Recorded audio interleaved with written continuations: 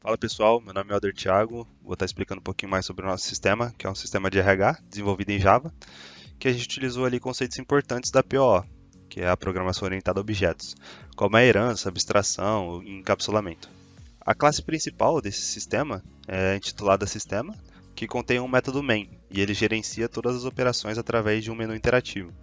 Esse menu ele usa o scanner para ler entradas do usuário e um switch que ele direciona as escolhas, como cadastrar ou se a pessoa ela quer consultar o funcionário, benefício, as férias deles, e até mesmo gerar uma folha de pagamento. Os dados eles são armazenados em coleções, que no caso a gente utilizou o map para associar o CPF a funcionários e o list para guardar os benefícios, as férias. E para manipular essas datas a gente usou o local date e o date time. A classe pessoa ela é abstrata, ou seja, serve de modelo e não pode ser instanciada.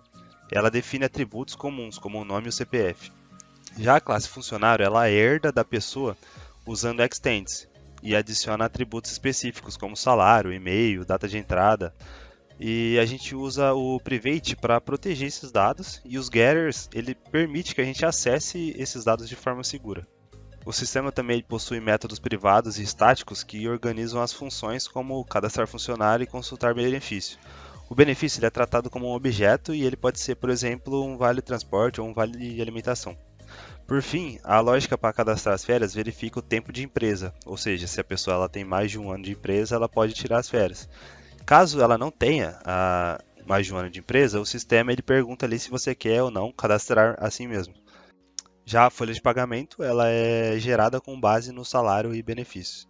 Em resumo, o nosso sistema é isso, é um sistema que mostra o domínio das principais estruturas de dados e manipulação de entrada e os pilares da PO.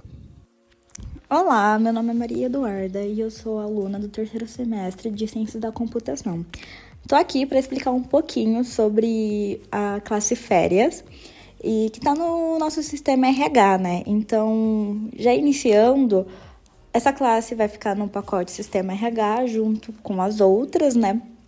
E antes de iniciar, a gente tem que fazer o import de local date. E o porquê eu estou usando local date? O local date é quando eu quero considerar a data, mas sem considerar um horário ou a questão do fuso horário. E não é uma função, é uma classe de API de dados do Java e é usada exatamente para representar uma data senhora, que fica algo mais correto. Então, como nessa classe férias a gente trabalha com a data de início e data de retorno das férias, é importante usar o local date. Na criação das férias, public class, o nome da classe, no caso a minha férias. Na parte dos atributos, eu criei 3, funcionário, data início e data fim. E usamos o tipo local date para garantir que estamos lidando apenas com data, ali na parte de data início e data fim. E lembrando que, como são informações sigilosas, a gente trabalha com a visibilidade no privado. Então, só quem eu permitir para ter acesso, né? Para eu declarar que vai ser privado, a gente só escrever private na frente do atributo. Na parte que a gente tem public férias e funcionário, local date, data início, local date e data fim, isso é o nosso construtor da classe, né? Então, é quando o construtor ele vai receber os 3 parâmetros, que é o funcionário, data início, data de fim das férias, e vai atribuir os atributos internos usando o diz, ou seja, questão de assinatura, eu estou especificando esse diz que eu estou usando os atributos lá de cima. E quando alguém modificar essas informações, ele vai considerar a nova modificação. É isso que é um método construtor. Agora, na nossa parte aqui de public funcionário, get funcionário, public funcionário, set funcionário, eles são conhecidos como getters e setters. Esses métodos get ou set, o get, no caso, é para acessar o funcionário, nesse caso, e o set é para alterar o funcionário, a informação, no caso. O getter, ele retorna o funcionário atual e o setter vai alterar o valor ou diretamente do usual, né? E depois retornar ao funcionário. E isso, ele pode ser útil para encadeamento de chamadas, que no caso a gente vai aplicar essa mesma lógica na parte de get data início, set data início, get data fim e set data fim. E por isso que ele é muito importante. Então, quando eu quiser alterar alguma informação, por exemplo, primeiro eu vou buscar. Então, vou usar o get funcionário e depois eu vou alterar. E aí eu uso o set funcionário. Uma dica extra é que é comum que os setters em Java eles não retornem nenhum valor, ou seja, void. Mas aqui no nosso caso, eles retornam o valor atribuído, e é isso que facilita o uso em expressões. Mas o padrão mais comum é não retornar nada usando void. Olá, meu nome é Carlos Egídio e eu vou falar um pouco sobre a classe benefício e a benefício funcionário. Começando pela classe benefício, ela é uma classe abstrata, ou seja, não pode ser instanciada diretamente. Serve como um modelo base para representar qualquer tipo de benefício que um funcionário possa receber, como, por exemplo, um vale-transporte, plano de saúde ou vale-alimentação. Essa classe possui 3 atributos principais: o funcionário, nome e valor. Além disso, ela possui um método abstrato chamado getDescrição. Esse método não é implementado na classe benefício, pois quem vai definir a descrição real do benefício são as subclasses, que irão estender uma classe abstrata com a palavra extends. Ou seja, para usar a classe benefício na prática, é necessário criar uma subclasse que implemente o método getDescrição de uma forma personalizada. Agora, falando da classe benefício funcionário, ela é responsável por fazer ligação entre o funcionário e um benefício específico. Essa classe armazena ambos e possui um método chamado exibirBenefício. Esse método é muito importante, pois imprime no console informações como o nome do funcionário, o CPF e a descrição do benefício, chamando justamente o método getDescrição, da subclasse concreta de benefício. Por fim, é importante lembrar que mesmo que benefício funcionário não utilize extends, o conceito de herança está presente no sistema por meio da classe abstrata benefício. E é assim que o código organiza, de forma bem clara, e realizações entre funcionários e benefícios do sistema de RH.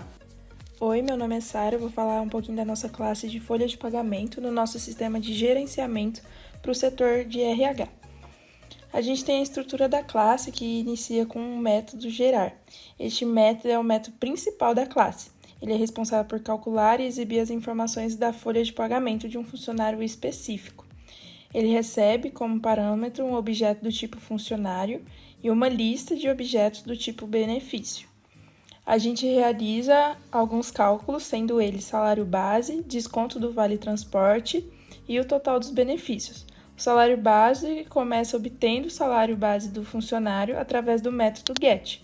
Já o desconto do vale-transporte, se o funcionário tem o direito ao vale, ele é calculado um desconto de 6% sobre o salário base desse funcionário. Caso contrário, o desconto é zero. A gente tem a parte de exibição das informações, então no console vai imprimir diversas informações desse funcionário, como nome, CPF, data de entrada, entre outros. O desconto também do VT, se o funcionário tiver vale-transporte, o valor de desconto ele é exibido. A gente também tem o cálculo do salário líquido. O salário líquido é calculado subtraindo o desconto do vale-transporte do salário base e somando o total dos benefícios. No final, a gente tem uma saída formatada, então a folha de pagamento é apresentada de forma organizada no console, o que facilita a visualização das informações relevantes do funcionário.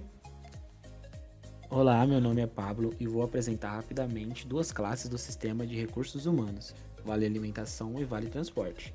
Ambas são subclasses da classe Benefício, o que significa que elas herdam atributos e comportamentos comuns, como o funcionário associado e o valor do benefício. No construtor de cada uma, passamos esses dados para a superclasse, definindo também o nome do benefício. A principal diferença entre as duas classes está no tipo de benefício representado, e isso é especificado diretamente no construtor, com os nomes Vale Alimentação e Vale Transporte. Além disso, cada classe subscreve um método getDescrição, que retorna uma descrição formatada com o nome e o valor do benefício, como por exemplo Vale Transporte Valor. Essa estrutura facilita a organização, reutilização de código e permite que novos benefícios sejam adicionados no futuro de forma simples, mantendo a escalabilidade do sistema.